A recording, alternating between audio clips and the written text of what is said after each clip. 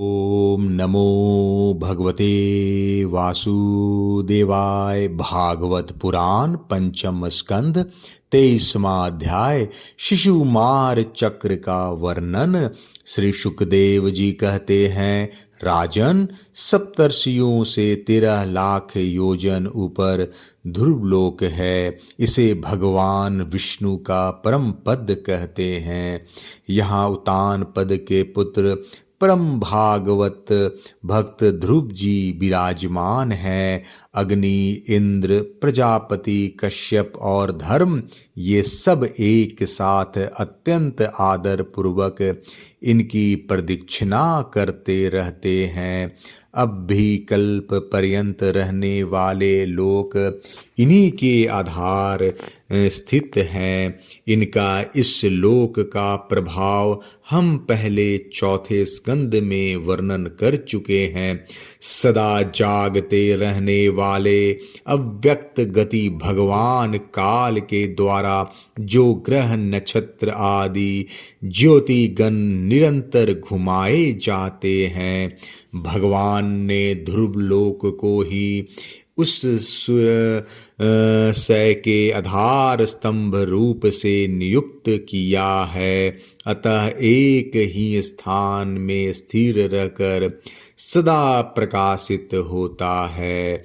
जिस प्रकार दाएं चलाने के समय अनाज को खुदने वाले पशु छोटी बड़ी और मध्यम रस्सी में बंधकर क्रमशः निकट दूर और मध्य में रहकर खंबे के चारों ओर मंडल बांध कर घूमते रहते हैं, उस प्रकार सारे नक्षत्र और ग्रहगण बाहर भीतर के क्रम से इस काल चक्र में नियुक्त होकर ध्रुवलोक का ही आश्रय लेकर वायु के प्रेरणा से कल्प के अंत तक घूमते रहते हैं।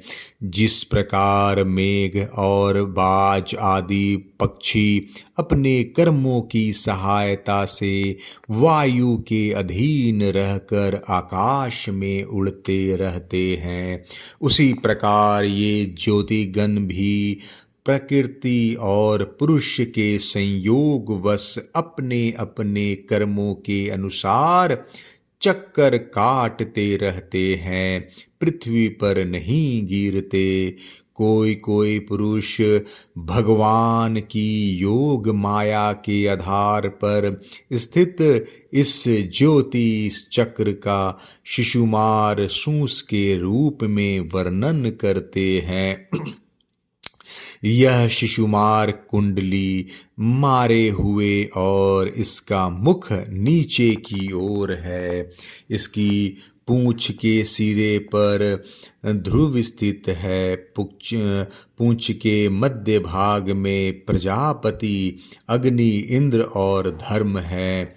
पूंछ की जड़ में धाता और विधाता है। इसके कटी प्रदेश में सप्तर्षि हैं। यह शिशुमार दाहिनी ओर को सिकुड़ कर कुंडली मारे हुए है। ऐसे स्थिति में अभिजीत से लेकर पुनर्वसु पर्यंत जो उत्तरायण के 14 नक्षत्र हैं, वे इसके दाहिने भाग में हैं और पुष्य से लेकर उत्तराषाढ़ पर्यंत जो दक्षिणायन के 14 नक्षत्र हैं, वे बाएं भाग में हैं।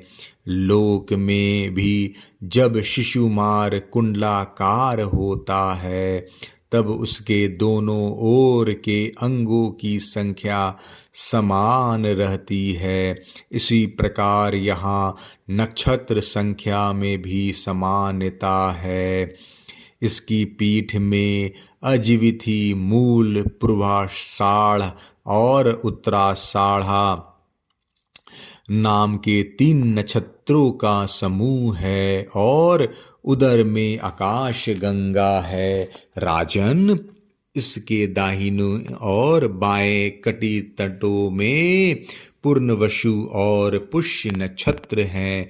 पीछे के दाहिने और बाएं चरणों में आद्रा और आश्लेषा नक्षत्र है तथा दाहिने और बाएं नथुनों में क्रमशः अभिजीत और उत्तराषाढ़ा है। इस प्रकार दाहिने और बाएं नेत्रों में श्रवण और पूर्वाषाढ़ा एवं दाहिने और बाएं कानों में धनिष्ठा और मूल नक्षत्र है। मघा आदि दक्षिणायन के 8 नक्षत्र बाईं पसलियों से और विपरीत क्रम से मृगशिरा आदि उत्तरायण के 8 नक्षत्र दाहिनी पसलियों में है। शतभिषा और ज्येष्ठा ये 2 नक्षत्र क्रमशः दाहिने और बाएं कंधों की जगह है।